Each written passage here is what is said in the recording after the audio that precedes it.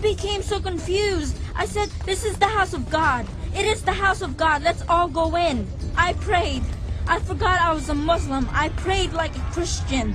I said, dear God, dear Lord, please protect us at this time. Do not destroy us, oh God. Do not be angry with us, oh God. Oh God, forgive us. Forgive our sins. Lord Jesus, do not forsake me.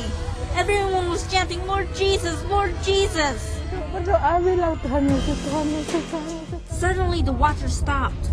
The night before the earthquake, she had a dream that really disturbed her. She wasn't entirely sure what it meant. She was building her own house, and she had built the walls up. She said, but the roof wasn't there, which is often a symbol of protection. And all around the outside of the house were people crowded all around. Suddenly there was an earthquake. I was washing dishes at the time. I told my husband that morning during the earthquake, maybe this is a sign that many people will die. I dreamt about it last night. Then about 1 minute later, the earthquake stopped. So we went outside. Let's get out, let's get out. Then the seawater, which appeared like a huge dark wooden plank as tall as 2 coconut trees, came. Where shall we go? Where shall we go? They all asked me. I became so confused. I said, this is the house of God. It is the house of God. Let's all go in. I prayed. I forgot I was a Muslim. I prayed like a Christian. I said, dear God, dear Lord, please protect us at this time. Do not destroy us, oh God. Do not be angry with us, oh God. Oh God, forgive us. Forgive our sins. Lord Jesus, do not forsake me. Everyone was chanting, Lord Jesus, Lord Jesus. Suddenly the water stopped, about 1 meter away. The water has stopped. We were all there crying, thanks to the Lord Jesus. Everyone believed that the Lord Jesus has saved us at that time. There is no one else to turn to but Him. As soon as the water receded, they went up onto the mountain. And when they came back down, all around the mosque were bodies everywhere. She said, and that's when I realized the full meaning of my dream, that the house wasn't ready.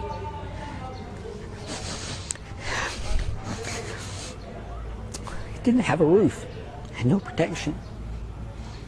It didn't have Jesus, and like in the days of Noah, everyone perished. So all those people around the house that wasn't ready perished.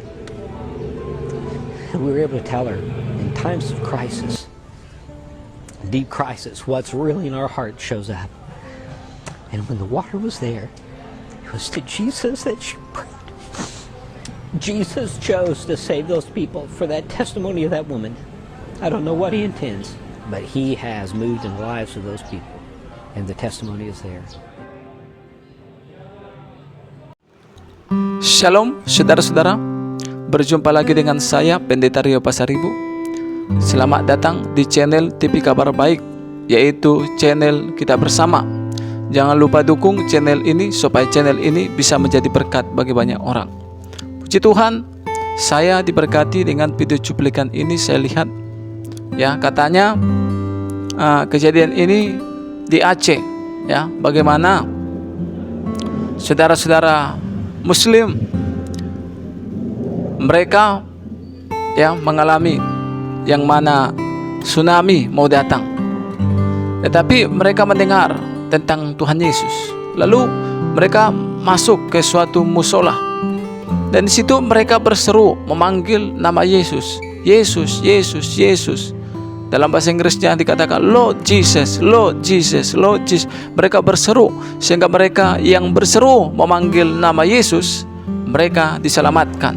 Nah, mungkin ada muncul pertanyaan-pertanyaan di dalam diri kita, ya, karena jelas ya, saya sebagai pendeta ya harus membahas tentang iman Kristen ya. Jadi saya berhak. Jadi siapa sih Yesus ini? Kenapa Dia bisa menyelamatkan orang? Siapa sih Yesus ini sehingga Dia punya kuasa menyelamatkan mereka, sehingga mereka selamat dari tsunami yang ada di Aceh tersebut? Nah, saya katakan kepada kita, Yesus itu adalah ya Allah yang menyelamatkan kita. Ya.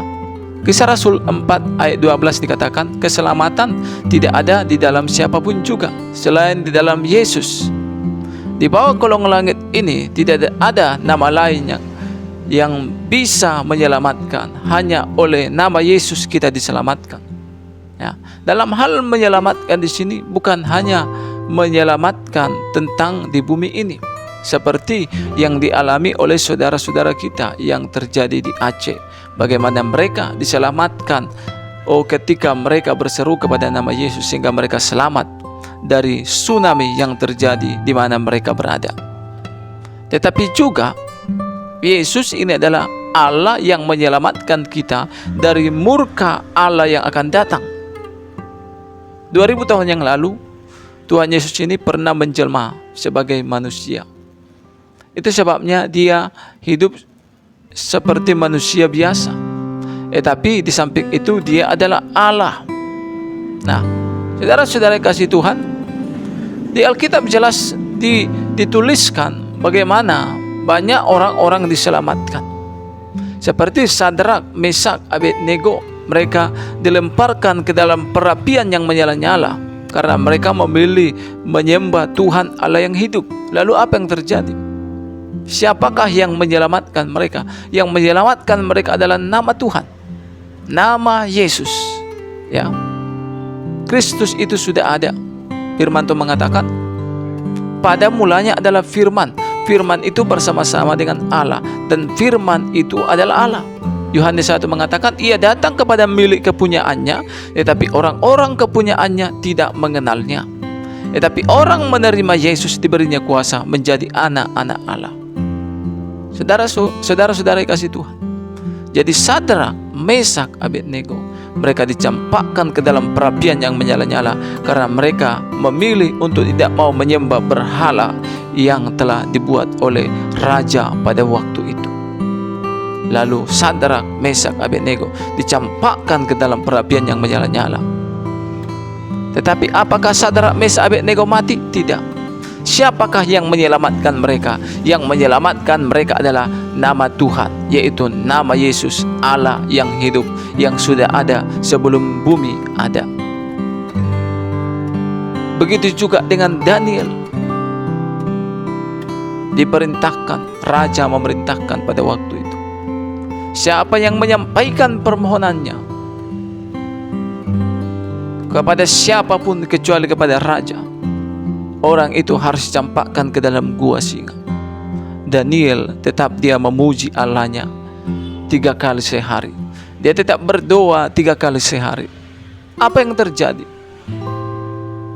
Daniel didapati sedang memuji Tuhan, lalu dia dibuang ke dalam gua singa. Apakah Daniel mati? Tidak. Alkitab mengatakan Tuhan menyelamatkan Daniel dengan menutup mulut singa tersebut sehingga tidak bisa mengapa-apakan Daniel. Saudaraku dikasih Tuhan, nama Tuhan yang menyelamatkan Sadrak, Mesak, Abednego, nama Tuhan yang menyelamatkan Daniel.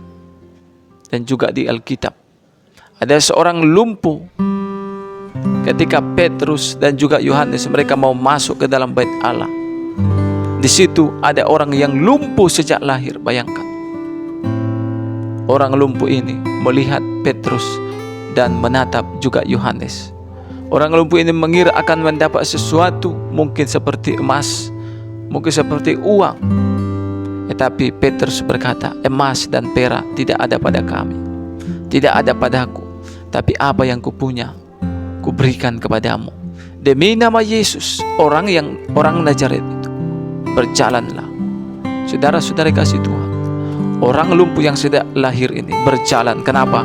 Karena nama Yesus yang memberi kekuatan kepada orang lumpuh ini.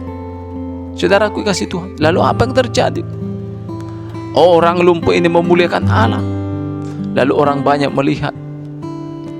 Ya, mereka terkejut, mereka heran, mereka termangu-mangu.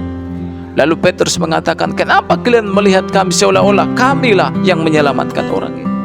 Bukan karena kesalahan kami orang ini bisa berjalan, tapi karena nama Yesus itulah yang memberikan orang ini kekuatan sehingga dia berjalan. Nama Yesus.